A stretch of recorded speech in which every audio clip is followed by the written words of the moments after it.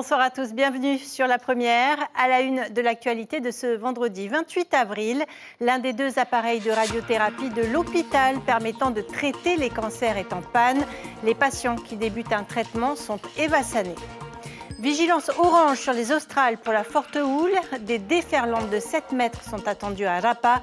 L'archipel de la Société sera touché demain. Les activités nautiques seront interdites sur les côtes ouest. Dernier meeting avant le jour J, dimanche. Des militants engagés, mais toujours pacifiques. Rouge, orange, bleu ou vert, quelle que soit la couleur, l'espoir mobilise. Avant la fin de la campagne prévue ce soir à minuit, nous ferons le point sur cet entre-deux tours. Est-on sorti du débat indépendance-autonomie? Quelles ont été les stratégies des différents partis? Le politologue Semiral Ouardi nous livrera son analyse. Enfin, nous irons du côté de Makemo Tuamotu pour assister à la pêche au Quito, la pêche au Meru. Vendu en filet, ce poisson fait le bonheur des clients de Tahiti. Près de 700 patients sont traités par radiothérapie chaque année en Polynésie. Depuis la semaine dernière, l'un des 2 appareils est en panne. Résultat, des délais un peu plus longs pour les malades et les évacuations sanitaires vers l'Hexagone. Pour l'instant, l'hôpital ne peut accueillir que 2 machines car elles nécessitent un aménagement très particulier. Caroline Fary, Taïvaribé. Cette patiente va entrer en salle de radiothérapie pour un cancer du sein. Une séance de 15 minutes qui oblige les manipulatrices à travailler hors des murs. Non, il n'y a personne qui est dans la salle de traitement pendant le traitement. Parce que c'est des rayonnements ionisants. Et voilà, il n'y a que les patients qui doivent être dans la salle pendant ce temps-là. À raison d'une 60aine de patients par jour, le traitement ambulatoire ne désemplit pas. Aujourd'hui, la panne d'un des 2 appareils entraîne un transfert sur la 2e machine et plusieurs évacuations sanitaires hebdomadaires en France. Les 2 machines fonctionnent en miroir, c'est-à-dire qu'on peut facilement transférer l'ensemble des patients sur le 2e appareil. La problématique que ça peut poser, c'est que finalement 60 patients par jour sur un appareil, on veut éviter une surmobilisation de l'appareil. C'est pour cette raison qu'on a fait le choix ces derniers jours d'évassaner notamment les nouveaux patients qui étaient dans le projet curatif. Et lorsque ces patients étaient jeunes, pouvaient finalement être évassanables. Ces machines nécessitent un espace particulier, une casemate blindée grâce à une porte ultra épaisse et des murs en béton barrités qui empêchent les rayons de s'extérioriser. Si les pannes sont fréquentes, celle-ci est problématique dans la durée car elle touche le cœur de l'appareil. On envoie des particules qu'on accélère sur un métal qui est du tungstène vraisemblablement. Et ensuite ça crée un rayonnement de haute énergie et c'est cette machinerie-là qui est abîmée. Donc c'est des pièces qui sont rares, qui sont peu disponibles, donc il faut les acheter une partie aux États-Unis, une partie en France métropolitaine, et surtout il faut un technicien très spécialisé également qui va venir sur place parce que tout ça fonctionne dans le vide et donc il faut casser le vide pour rétablir le vide ensuite et ça prend une semaine environ de réparation. Le retour à la normale est prévu vers le 25 mai. En attendant, Rosemonde pourra continuer ses séances dans la bonne humeur. J'ai 33 séances de radiothérapie, j'en ai fait 14, il me reste 19. Alors, pourvu que la machine tienne le coup jusqu'au 19e. 60% des cancers sont traités par radiothérapie en Polynésie. D'ici 6 à 8 mois, l'appareil endommagé sera remplacé par un équipement neuf pour la bagatelle de 380 millions de francs. Les Australes en vigilance orange forte houle. Le phénomène prendra de l'ampleur cette nuit et touchera une grande partie de la Polynésie ce week-end, à commencer par les îles de la Société demain après-midi. Qualifié d'exceptionnel en raison de sa précocité pour la saison, ce train de houle est loin d'inquiéter la population, mais on se prépare un minimum pour éviter les dégâts. Exemple à la Marina Taina avec Priscilla Etève et Nicolas Suer. Immergé à une dizaine de mètres de profondeur dans le port de Punaoya, ce plongeur doit installer les lignes de bateaux. Pendant ce temps, sur le quai, les amarres sont doublées pour éviter les dégâts sur les embarcations lors du passage de la forte houle. Les bateaux ils peuvent se retrouver sur le quai si jamais l'eau monte. Et si leur corps n'est pas assez tendu, s'ils sont mal amarrés, ils peuvent cogner le quai, ils peuvent avoir des avaries et le bateau peut vite couler, quoi.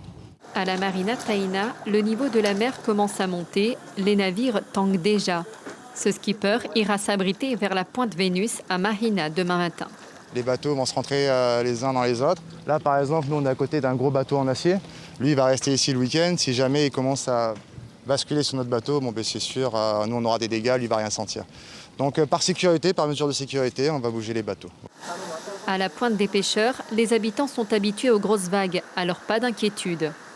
C'est dangereux quand même la houle quand ça vient, mais nous, on n'a pas eu de problème pour la houle ici. La mer, ça monte, mais il n'y a pas de problème, pas de dégâts.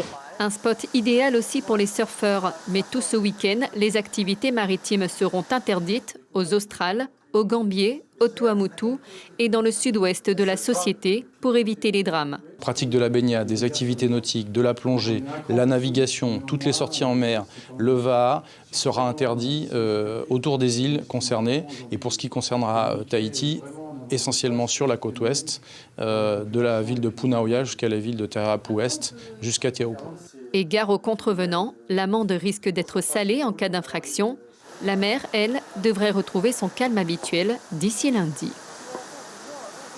Et je vous propose de rejoindre tout de suite Priscilla Etève à la station de Météo France de Faa'a. Bonsoir Priscilla, est-ce que les îles de la Société sont également placées en vigilance orange ce soir, comme les Australes ? Bonsoir Cybèle, non, pas encore, mais l'archipel de la Société est passé en vigilance orange depuis 15h cet après-midi et passera en vigilance orange à 10h demain matin. En attendant, donc pour faire le point sur ce phénomène de forte houle, j'ai avec moi Guillaume Boin, le responsable adjoint du service prévision de Météo France. Guillaume Boin, bonsoir. Comment expliquer aujourd'hui ce phénomène de forte houle, un phénomène précoce pour la saison ? Oui, tout à fait, exceptionnellement précoce même. C'est une dépression qui circule bien loin de la Polynésie, à 2500 km au sud de Tahiti, qui est à l'origine de cette houle, donc un peu exceptionnelle pour la saison. Généralement, ça arrive plutôt dans les mois de juillet, août, septembre. Alors, cette houle qui va arriver par le sud, elle touche dans un premier temps l'archipel des Australes, ce qui explique que depuis ce matin, nous sommes passés en vigilance orange sur l'archipel des Australes. Et puis cet après-midi à 15h, le jaune sur la Société, une partie des Tuamotu et les Gambiers. Et à quoi faut-il s'attendre dès ce soir ? Alors, pour l'archipel des Australes, dès ce soir, il faut s'attendre à des creux de l'ordre de 6 mètres sur Rapa, 5 mètres sur la partie nord australe. Et donc ces creux qui vont gagner vers le nord en s'amortissant légèrement vont arriver sur la Société, la partie sud Tuamotu et les Gambiers, demain en soirée, après-midi-soirée, avec des valeurs de l'ordre de 4 mètres sur la partie Société et jusqu'à 4,50 m du côté des Tuamotu Sud et Gambiers. Et à Tahiti, quels seront les secteurs les plus touchés par cette forte houle ? Alors ce sont les façades ouest et sud des îles qui vont être impactées par cette houle de sud-ouest. Donc on peut considérer que la côte entre Punaoya et jusqu'à Taupo connaîtra une agitation inhabituelle avec des parties du littoral, certaines parties exposées qui vont être impactées. Après on sait qu'il y a des zones plus vulnérables comme à Papara, à Papeari ou à Vairao où on peut s'attendre à ce qu'il y ait des submersions. Et comment expliquer aujourd'hui ce phénomène par rapport à celui de juillet 2022, où là aussi on avait eu un épisode de forte houle assez exceptionnel ? Alors effectivement, c'est un épisode de houle qui est un peu moins marqué que celui de l'année dernière, avec des valeurs un peu moins fortes et une houle légèrement moins puissante. Ça reste quand même un phénomène dangereux. Demain matin, on prévoit de passer toutes les zones que vous voyez en jaune ce soir en orange dans la matinée. Donc c'est quand même un phénomène qui est dangereux, c'est des valeurs qui sont quand même remarquables. Et donc la différence qu'on peut voir avec l'épisode de houle de l'année dernière, de juillet 2022, c'est une légère différence de direction. Et donc ça peut vouloir dire que des zones qui ont pu être épargnées l'année dernière, qui étaient un peu protégées avec cette direction sud-ouest, pourraient être touchées. Donc même si on est sur des valeurs un peu inférieures, certaines zones pourraient avoir des impacts un peu plus importants. Et avec cette forte houle qui est attendue, est-ce qu'il faut s'attendre à de sérieux dégâts ? Alors, il va y avoir différents effets de cette houle quand elle va arriver sur les côtes. D'abord, il faut savoir que les creux que j'ai annoncés sont des creux au large. Donc au moment où cette houle va toucher la côte, il va y avoir un déferlement des vagues et des rouleaux puissants qui vont déferler. Ces rouleaux pourront être de l'ordre au plus fort de l'épisode de 6 à 7 mètres. Alors, ce qui est important en termes de timing, c'est que les Australes, ça va commencer ce soir. Sur la Société, ça va commencer demain soir, et également sur Tuamotu Sud et Gambier. Le plus fort de l'épisode pour la Société, ça sera dans la nuit de samedi à dimanche. Donc, à ce moment-là, on aura des rouleaux qui pourront dépasser 6 voire 7 mètres. Dans la journée de dimanche, ça va s'amortir légèrement, mais on attend encore des rouleaux potentiellement par moment supérieurs à 5-6 mètres, avec des creux moyens au large de l'ordre de 3,50 m. Il y a d'autres effets sur la côte, en plus de ces puissantes vagues qui vont déferler. Il y a un comportement inhabituel des lagons qui vont être avec un niveau d'eau plus élevé que d'habitude, une agitation inhabituelle, certaines plages qui généralement sont relativement calmes, qui vont être agitées avec un ressac inhabituel, et puis des courants puissants qui vont se mettre en place dans les lagons et notamment au niveau des passes. Merci beaucoup Guillaume Bouin pour toutes ces précisions. Donc cette forte houle devrait s'amortir en début de semaine. Difficile pour le moment d'être plus précis. En attendant, la plus grande prudence est recommandée tout ce week-end en bord de mer. Merci beaucoup Priscilla pour toutes ces précisions. Merci également à Taïva Ribé derrière la caméra. Et notez que ce soir, Radio Polynésie, la première, ouvre son antenne de 19h30 à minuit avec Mathéo aux commandes. Si vous avez des messages à faire passer concernant les intempéries, n'hésitez pas à appeler au 40 86 16 00. Demain, à partir de 6h, Mikey prendra le relais. Cet incident au lycée professionnel d'Uturoa, un professeur a été violemment pris à partie par un élève d'une classe de seconde à la fin d'un cours. Des coups ont été portés, entraînant une ITT de 15 jours pour l'enseignant. Les équipes éducatives sont mobilisées. Le ministère de l'Éducation et la DG2E suivent la situation de près, comme l'explique Thierry Delmas, le directeur de cabinet de la ministre de l'Éducation. On attend le conseil de discipline qui aura comme vocation de reprendre les faits un par un. Donc on pourra voir effectivement ce qui s'est passé avec les différents témoignages. Et en parallèle, puisque des plaintes ont été déposées, les faits seront aussi établis. La lumière sera faite sur les différentes étapes d'un acte qui n'est pas tolérable. On est d'accord qu'un élève n'a pas à frapper un professeur.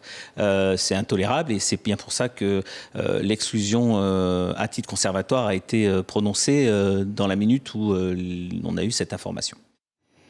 C'est aujourd'hui la journée mondiale de la santé et de la sécurité au travail. Une journée en mémoire de tous les salariés qui ont perdu la vie sur leur lieu de travail. Le syndicat Atiaïmoa a déposé une gerbe ce matin au monument aux morts. Un site symbolique. Le porte-parole de la Confédération explique pourquoi ce lieu avenue Pauvan A est propice au recueillement. Il le dit au micro de Nicolas Suir.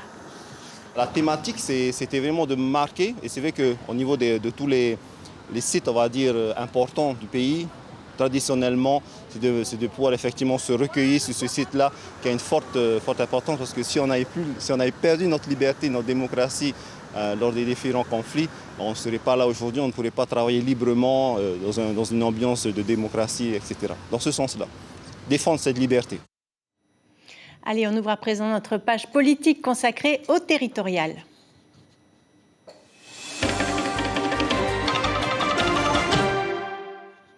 Plus que quelques heures avant la fin de la campagne électorale, à partir de minuit, toute propagande politique sera interdite. Hier soir, les partis en liste tenaient leur dernière réunion publique. Les militants bleus se sont retrouvés sur le site de l'ancien hôpital de Mam'o. Ceux de l'Alliance Rouge-Orange ont investi les jardins de la mairie de Papeete. Plusieurs milliers de personnes ont fait le déplacement. Kaline Liénard, Nicolas Suir, Théophane Télitoua et Laura Chintou. Passage obligatoire. Ces quelques pas, ensemble, au nom de l'union sacrée autonomiste, ces quelques bises, comme pour mieux effacer les divergences passées. J'ai envie de dire à Gaston, merci. Merci pour cette autonomie. Je suis reconnaissant envers les Tapourins parce qu'ils ont tout monté, les pensions handicapées ainsi que les pensions des enfants. Dans les jardins de la mairie de Papeete, plus d'1 millier de personnes rassemblées. pour la plupart très engagés dans cette campagne. Grâce aussi au président Gaston Flosse qui a mis en place la CPS, les hôpitaux. Donc on peut dire qu'on est bien lotis quand même comparé à d'autres pays de l'outre-mer où nous n'avons pas tout ce système comme nous en bénéficions aujourd'hui. J'ai fait un dossier CAE il y a un moment, juste avant les élections, pas les élections de maintenant. Et on n'a pas accepté justement parce qu'on disait que si ça dépend du parti qui gagne. Donc c'est à partir de là que je me suis dit que la politique joue beaucoup sur la vie quotidienne. À Mamao, impossible de rater l'appel des militants. Un florilège de drapeaux bleus et blancs et plus de 2000 chaises installées pour l'événement. Très important pour nous, peuple Maohi, de venir ici écouter le meeting, tout ce qu'on a à dire. Si vous avez des questions, il faut poser. C'est le moment de venir poser des questions à tous ceux qui sont présents, tous nos policiers qui sont présents. Il faut vraiment venir. Moi, j'insiste à tout le monde de vraiment poser leurs questions s'ils veulent avoir des réponses. Dernière occasion effectivement d'interroger les politiciens. La tête de liste du Tavini, ses colistiers, mais aussi les soutiens officiels, Hau Maohi et Heyura Les Verts. Je suis venue pour notre leader, notre député, Tavini Huiratia Temat et le GAIC. Je suis venue supporter parce que j'ai toujours voté pour le Tavini. Pour tout simplement apporter mon soutien au parti Tavini Huiratia, tous mes encouragements. Et voilà, donc n'hésitez pas, venez voter le dimanche 30 avril et faites le bon choix. Peu importe la couleur, les deux rassemblements se sont terminés sur des notes d'espoir, en attendant le verdict des urnes ce dimanche. Et oui, verdict des urnes dimanche. Bonsoir Semira Alwardi. Merci d'être avec nous ce soir. Alors, je ne vais pas vous demander vos pronostics. En revanche, dites-nous comment vous avez trouvé cette campagne du second tour. Eh bien, elle était annoncée déjà avec, d'une part, les autonomistes qui allaient brandir le clivage autonomiste-indépendantiste et de l'autre côté, le Tavini qui allait s'évertuer à démontrer que l'indépendance n'était pas le sujet de ce mandat. Et donc, on s'est retrouvé avec, disons, ces deux clivages qui s'affrontent. Et au bout du compte, j'ai trouvé qu'on était beaucoup plus avec un clivage, d'un côté des peurs que l'on crée, et de l'autre côté des rejets qu'on a suscités. Et donc, c'est vraiment rejet contre peur, et c'est comme ça que les choses vont se jouer dimanche. Est-ce qu'il y a eu des surprises malgré tout, parce que vous aviez déjà prédit un petit peu ce schéma-là? Est-ce que vous avez été surpris par quelques sorties ou par quelques... Alors, la première surprise que tout le monde a eue, évidemment, c'est l'alliance entre les rouges et les oranges, c'est évident. C'est une alliance naturelle ou contre nature? Alors, c'est-à-dire que quand on regarde les débats qu'il y a eu quelques jours auparavant, où les débats étaient assez violents, hein, notamment entre Gaston Flosse et Bissou, Jean-Christophe Bissou, il est évident que ça paraissait assez étonnant. Maintenant, quand on connaît l'histoire finalement du Tauera, puisque tous ces partis-là, le Tapura et les autres sont issus du Tauera, on peut comprendre aussi qu'il n'y a pas véritablement de surprise. En réalité, j'ai un collègue qui disait que quand on pensait comprendre la vie politique en Polynésie française, c'est qu'évidemment on se trompe. Et donc là, c'est vraiment le cas. Au bout du compte, il ne fallait pas être surpris. Parce que là, il s'agit d'une stratégie. Nous avons affaire. Gaston Flosse est quelqu'un qui a une approche stratégique de la politique et qui sait très bien qu'il sait compter ses voix. Et il sait très bien que lui, alors qu'il est perdant, disons-le, est devenu le médiateur des autonomistes. Ça rappelle 2008 où il arrive dernier et qu'il est élu immédiatement président de la Polynésie. Voilà, ça fait partie justement des chemins de Gaston Flosse. Mais le fait que deux partis autonomistes se présentent au second tour, est-ce que cela va les affaiblir? Est-ce qu'il y a cette notion de vote utile pour les partisans de l'autonomie? Alors, en fait, il y a plusieurs points. Il est évident que Aéré et Aporinetia prend date et que ce parti avait intérêt à prendre date aussi. D'autant plus que sa vision de l'autonomie n'est pas la vision de l'autonomie du Tapura. Je rappelle simplement qu'au débat qu'il y a eu mercredi soir sur Poésie première, les points de vue d'Aéré Yapointia et du Tavini étaient beaucoup plus proches qu'avec le Tapura. Et donc, on va dire c'est plus intéressant qu'il y ait une triangulaire, justement, et malgré ce vote utile, évidemment, qui peut l'emporter. Merci beaucoup, Semira Louardi. Vous restez avec nous. Dimanche soir, 57 représentants seront élus à l'Assemblée. La loi Panchard de 2011 a vu le retour de la prime majoritaire. La liste qui arrive en tête obtient une prime de 19 sièges. D'emblée, le parti gagnant contrôle donc un tiers de l'Assemblée, une manière d'obtenir une majorité durable après l'instabilité de la période 2004-2013. Qui pourra siéger et comment fonctionne la prime majoritaire? Réponse avec Mélissa Chang. Pour combattre l'instabilité politique, une prime majoritaire est instaurée depuis 2011 avec la loi Panchard. Objectif, accorder 19 sièges supplémentaires aux partis sortis en tête du second tour. 19 sièges répartis comme suit. 4 sièges pour chacune des 3 sections des îles du Vent, 3 sièges pour la section des îles sous le vent et 1 siège pour chacune des 4 sections des Tuamotu de l'Est, de l'Ouest, des Marquises et des Australes. Il restera alors 38 sièges à répartir à la proportionnelle entre les 3 listes encore en course. La liste qui arrivera en tête, même d'une seule voix, obtiendra une très large majorité à l'Assemblée, entre 36 à 40 sièges dans l'hémicycle. De plus, le mode de scrutin actuel ne favorise pas les petites formations politiques. Par exemple, la liste Yaora Tenun A, bien qu'ayant recueilli plus de 5000 voix, n'est pas présente au second tour. Teva Roufrich et Nicole Boutot ne siégeront plus dans l'hémicycle. Le prix à payer pour éviter l'instabilité politique au sein de l'Assemblée de Polynésie française. Semira Louardi, la prime majoritaire va asseoir la majorité du vainqueur. C'est un mal ou un bien? Alors, quand il y a une instabilité, on ne peut pas réformer la société, c'est évident. Donc il faut de la stabilité. Alors là où on peut évidemment critiquer, c'est que la prime majoritaire est extrêmement élevée. Parce que à partir du moment où quelqu'un arrive en tête, il ramasse un tiers des sièges et puis il participe à la répartition à la proportionnelle qui suit.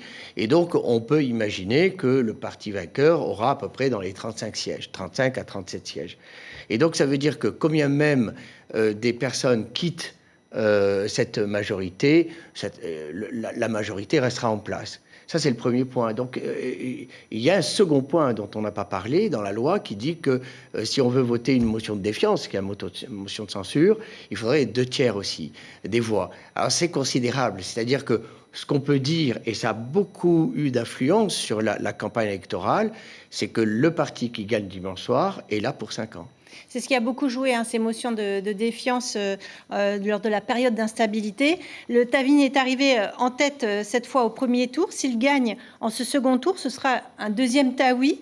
Après le premier Tawi de 2004, en quoi sera-t-il différent s'il y a finalement?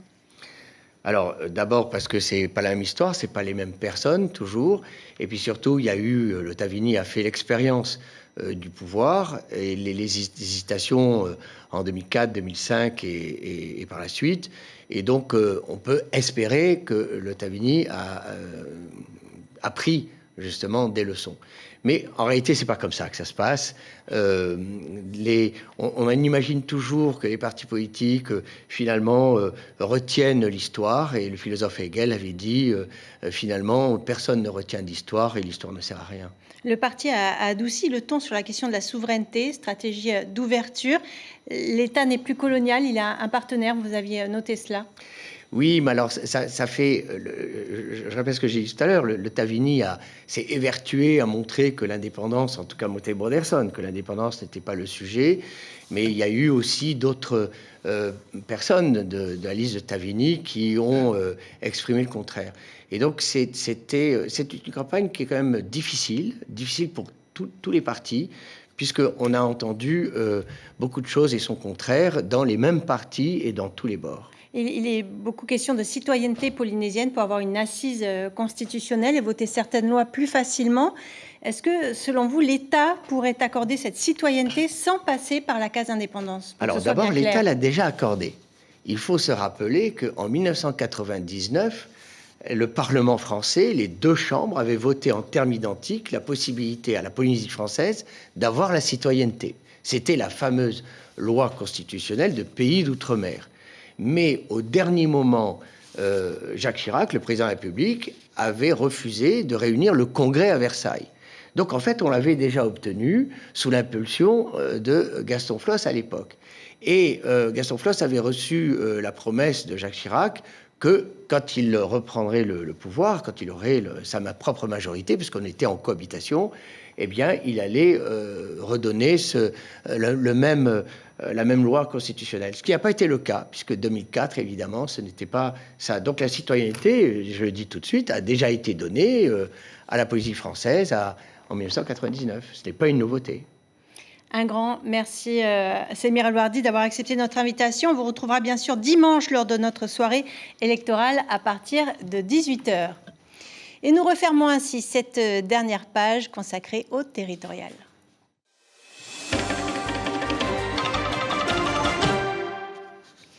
Nous vous parlions hier soir des difficultés pour la fédération de Va'a d'avancer les frais nécessaires au déplacement d'une sélection au Samoa pour les championnats du monde de Va'a marathon prévus au mois d'août. Le ministère en charge des sports précise qu'une subvention de 11 millions de francs était prévue pour ce voyage, mais que la fédération a finalement décidé mi-mars de ne pas envoyer de sélection fédérale.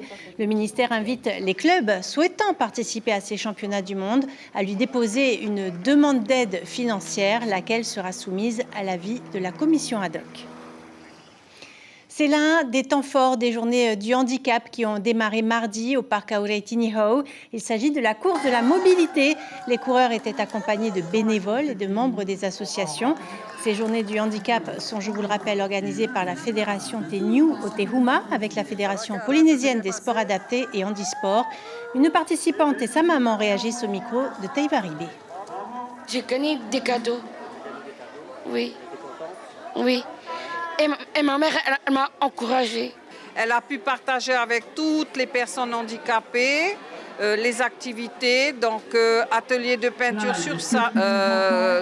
sur paréo, également tableau de sable, peinture sur acrylique, l'autodescente. Elle a visité l'ensemble des stands. Ils ont fait de la marche, vraiment une réelle découverte. Elle a pu surtout échanger avec d'autres personnes que ses camarades du centre au quotidien. En bref, un avion frappé par la foudre provoque l'annulation de 5 vols pour Air Tahiti Nui. Un incident mineur pour ce Dreamliner, mais le protocole de réparation nécessite des matériaux spécifiques qui font défaut avec la crise Covid et la guerre en Ukraine.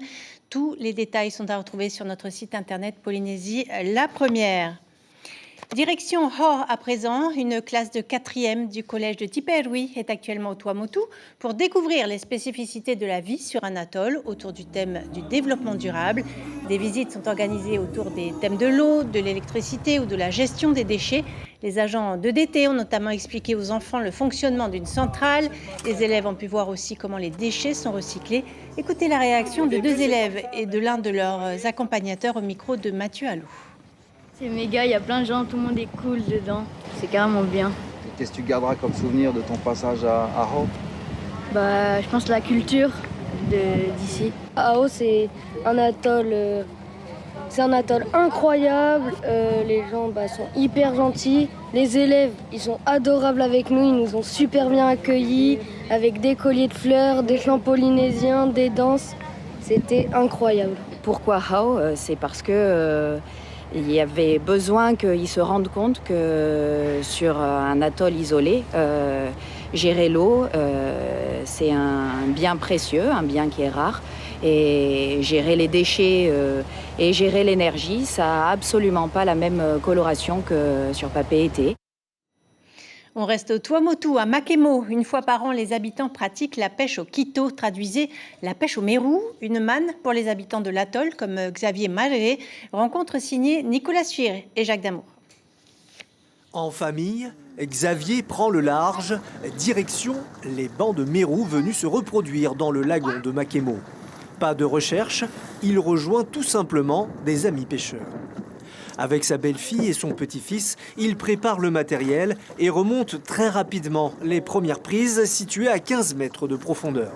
Je viens souvent avec mes enfants, il n'y a pas que pour le quito, il y a d'autres pêches aussi qu'on pratique aussi. Hein. La pêche au bouet, la pêche au bénitier, tout ça, voilà.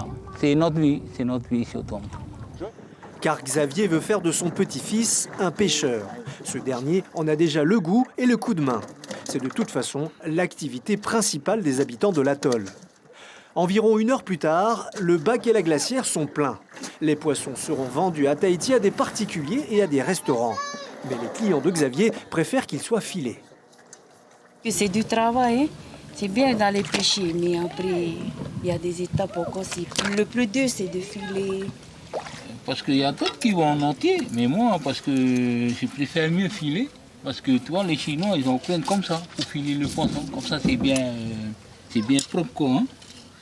Et ça rapporte surtout plus que de vendre entier.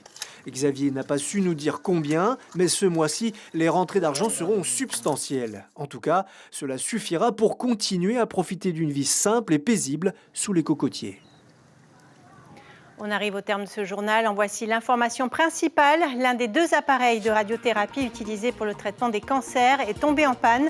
Un délai de près de 5 semaines est nécessaire pour réceptionner les pièces de rechange, faire intervenir le technicien spécialisé et paramétrer l'appareil. Les patients en cours de traitement continueront d'être pris en charge grâce à des horaires élargis du service. Par contre, durant cette période, aucun nouveau traitement ne pourra être débuté sur le territoire et une évacuation sanitaire sera proposée aux patients. Au programme de votre soirée sur la première, la série L'Art du crime, puis le documentaire Whitney Houston, une voix éternelle.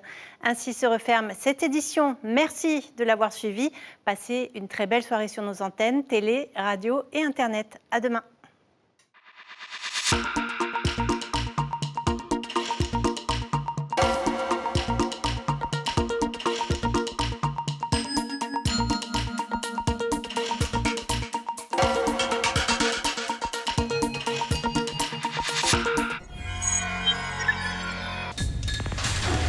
L'information en continu sur Polynésie la première, Internet et réseaux sociaux.